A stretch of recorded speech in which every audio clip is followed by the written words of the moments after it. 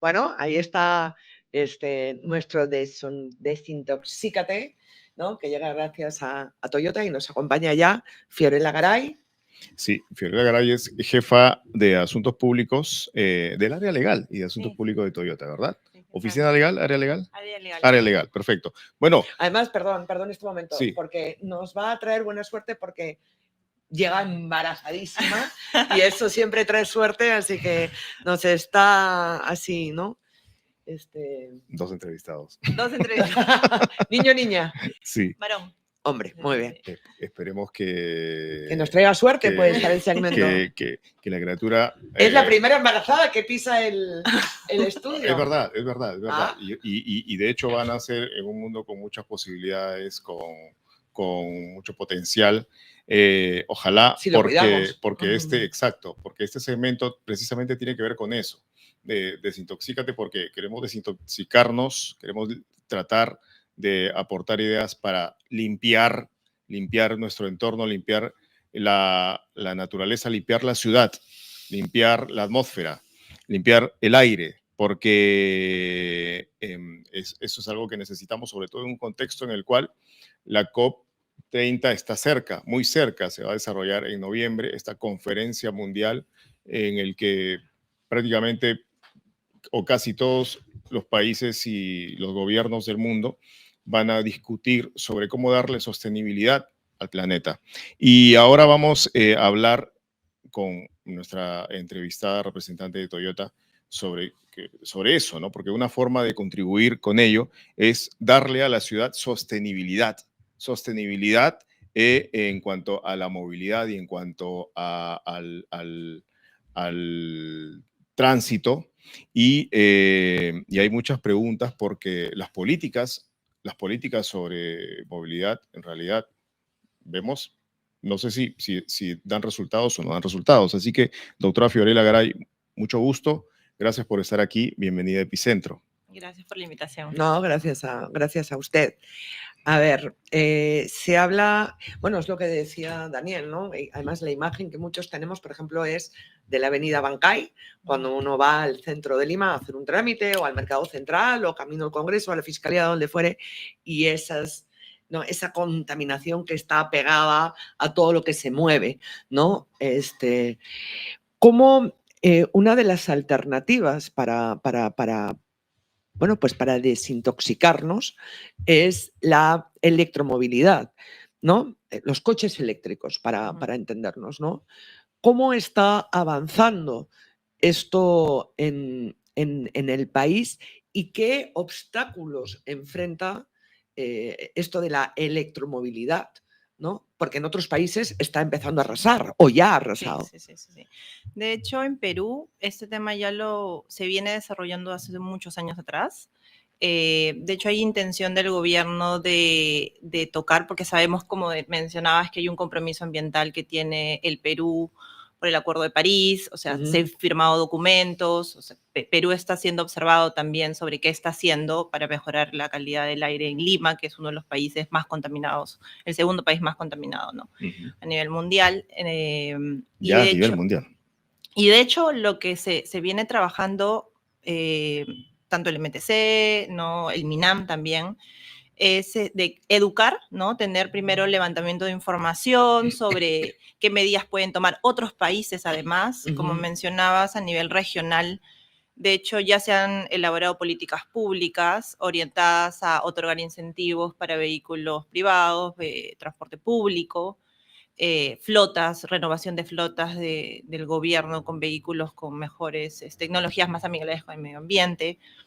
O sea, hay políticas para subsidiar ese cambio de vehículos por otros que consuman unas energías más limpias, ¿no? Exacto, sí, y de hecho se han trabajado, inclusive el Ministerio de Energía y Minas ha trabajado reglamentos para regular la infraestructura de carga aquí en el Perú, porque primero se tiene que tener en claro cuáles son las reglas para que después se pueda invertir y construir electrolineras, ¿no? Que es uno de los puntos más importantes para poder hablar. ¿Qué es eso? Para que la gente entienda. Es como una carga eléctrica donde puedes cargar tu vehículo, ¿no? Así lo mismo que hay en Grifos, también lo mismo que pasó con el GNV, ¿no? El GNV también, cuando el gobierno quiso impulsar esta tecnología mucho más amigable con el medio ambiente, también tuvo que hacer muchos incentivos, tuvo que crear políticas públicas para que haya, así en la misma cantidad que tenemos grifos, también se tenga un grifo que tenga GNV, ¿no? Entonces, sabemos que obviamente a nivel de costo, una electrolinera es mucho más cara. En el Perú existen aproximadamente 60 puntos de carga, pero que de ellos todavía algunos que no están funcionando, o están solo en áreas privadas. Entonces, ese es uno de los puntos o los retos. Pero es curioso que estén en áreas privadas. En algunos hoteles, ¿no? En centros comerciales podemos ver, no sé si han visto. ¿Qué es donde más se están usando o a dónde llegan en todo caso? Sí. Yo he visto en varios centros comerciales. Y más en Lima, ¿no? que en regiones. De todas maneras, claro. ¿no? De todas maneras. Entonces, eso para el sector privado sí le da una sensación de qué pasa si no tengo dónde cargar el vehículo. Entonces, una de las barreras que se tienen actualmente de la infraestructura de carga, ¿para qué voy a comprar un vehículo, por ejemplo, 100% eléctrico si no tengo dónde cargarlo? Claro, si no me aseguro autonomía porque no tengo dónde cargar. Exacto. Y ahí es donde justamente apuesta Toyota por la visión de múltiples opciones tecnológicas, ¿no? No solo, sabemos que la transición a la electromovilidad, si hablamos de un vehículo de combustión regular, no puede darse un salto directo a un vehículo 100% eléctrico por los temas que estamos conversando. Entonces plantean los híbridos, y digamos. por eso planteamos tecnologías, inclusive yendo al GNV, ¿no? Que es una tecnología que reduce también a comparación de un vehículo regular. De ahí la que sigue es el híbrido, ¿no? Que es una tecnología que no requiere enchufe, no requiere esta infraestructura de carga. Y tenemos otras tecnologías más que van yendo, ¿no? Para nosotros es clara que la electromovilidad en un futuro es 100% eléctrica, pero que justamente tenemos que ir viendo cuál es la situación actual del país, qué tipo de infraestructura tiene, y en base a eso vamos nosotros ofreciendo tecnologías en base a la necesidad del cliente. ¿Cuál es la que más se busca de todas estas tecnologías? O para entendernos, es que yo no sé conducir, entonces voy siempre... Es un horror, allá donde vaya, ¿no? Pero ¿qué es lo que más demanda el comprador? Ahora somos conscientes, o la gente es consciente de que es importante tener vehículos que no ensucien tanto lo que respiramos. Sí, a nivel de demanda sí ha habido un incremento bastante considerable respecto al año pasado, ¿no? Sí, en los últimos años en realidad. Y eso creemos que también es porque desde el 2019, ustedes saben que el gobierno incrementó impuesto selectivo al consumo a vehículos nuevos, pero también dentro de esa normativa se exoneró a vehículos de tecnología justamente electrificada con cero, ¿no? Se le colocó 0%. Entonces, de esa manera se redujo un poco el rango en precios, porque esa es una de las principales barreras también del costo de la tecnología. ¿Es más caro un coche eléctrico? Es más caro un coche 100% eléctrico que un vehículo plug-hybrid, que es el que híbrido, pero que se conecta a un vehículo híbrido. O sea, va dependiendo. ¿Por qué? Porque el tamaño de la batería va variando y hoy día sabemos que una batería por la tecnología es mucho más cara. Ahora, de todas maneras, o sea, el Estado debería también brindar las condiciones, ¿no es cierto?, para una implementación mayor. Por lo pronto, el Estado está impulsando la política del chatarreo, ¿no? Sí. ¿Hasta dónde la política del chatarreo está avanzando en su debida dimensión, en su debida velocidad, o hasta dónde no? ¿Hasta dónde está avanzando con lentitud más bien y con tropiezos y con falta de claridad? ¿Ustedes lo tienen eso definido? Sí, o sea, de hecho el gobierno ha venido trabajando el tema de chatarreo desde inclusive el 2011, 14. Lo que pasa es que el tema de chatarreo, que es justamente como una medida de renovar el parque automotor, ¿no? Tenemos un parque automotor bastante antiguo con vehículos de 30 años, 20 años. ¿El promedio, sabe cuál es? 20 años aproximadamente, que siguen en circulación. Y sabemos que ese tipo de vehículos tienen de todas maneras tecnologías bastante obsoletas. Claro. Todos vemos el nivel de contaminación, cómo pasa un carro grande, antiguo, y la Gasolina, cantidad el de... equivalente a la gasolina de 90, ¿no? También, Que ¿no? tanto Entonces, Y contaminante. además que, pese a todo, suelen pasar la revisión técnica. Mm, Y si no la exacto. pasan, igual la claro, pasan. exacto. Exacto. Entonces, sabemos esa situación Ujú. existente, y justamente por eso es que el gobierno ha estado diseñando políticas públicas, pero bastante espaciadas, ¿no? Empezaron con un documento en el 2011, después de 2 años se generó otro documento, y es que el tema del chatarreo involucra varios temas, ¿no? Y varias, además, coordinaciones entre distintos Son entidades del varias gobierno, ¿no? autoridades, ¿no? Exacto, entre la ATU, gobiernos regionales, el MTC. Entonces, pero un punto importante es que recién este año, más o menos a inicios de año, sí creemos nosotros que ya se cerró un poco con estas políticas que se tenían necesarias para Ya. poder hablar de una implementación real del chatarreo.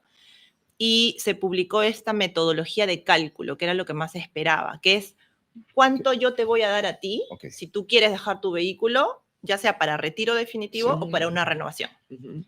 Eso ya se definió y es un paso importante, ¿no? Que era como que la pieza que faltaba para poder hablar de ya una implementación de un programa de chatarra. Entre paréntesis, ¿son montos atractivos para el conductor que tiene Sí, vehículo antiguo? van desde $5.000 para el caso de vehículos livianos, y pueden llegar a transporte público, que son vehículos más grandes, de $25.000.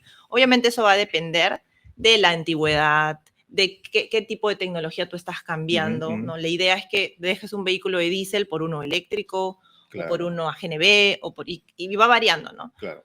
Eso sí, Por ejemplo, usted decía 20 años en promedio. Hay algunos que seguramente tienen más de 30. mucho más. Pero digamos, el promedio es 20 años. Vehículos con 20 años circulando por ahí, botando un montón de monóxido, contaminando, etcétera, de manera frecuente y diaria. Pero explíquenos por qué, así como somos permisivos con, con nuestras instituciones, por qué somos permisivos con el parque automotor tan vetusto que tenemos. Y eso es importante porque cómo nos perjudica, cómo nos afecta y cómo afecta el medio ambiente también. Sí, o sea, yo creo que sí ha habido una intención, como decía al inicio, de que se den opciones de incentivos finalmente, ¿no? Porque si estamos hablando de transporte público, empresas que están detrás, que sabemos que es Claro. también, tenemos que darle opciones, o el gobierno tiene que darle opciones atractivas. Se ha estudiado mucho, se ha hecho mucho análisis a nivel regional, y lo importante es que ya se publicó el documento, y lo que queda ahora, si me preguntan en cómo ya se materializa, Ujú. de hecho se le va a dar primero prioridad al transporte público, ¿no? O sea, si hablamos de que el gobierno va a dar un monto, un presupuesto, una partida para dar incentivos o dar bonos, lo más recomendable es que primero nos enfoquemos en transporte público, por lo que mencionabas, porque lo vemos en el día a día, son vehículos mucho más antiguos que se circulan todo el día, ¿no? Pero todavía se tiene que asignar una partida. Eso todavía están conversándolo, y me imagino que ya se va a poder concretar, ¿no? Mencionábamos nosotros, doctora, al inicio la COP, ¿no? Ujú. La COP que se va a realizar en noviembre en Brasil. ¿En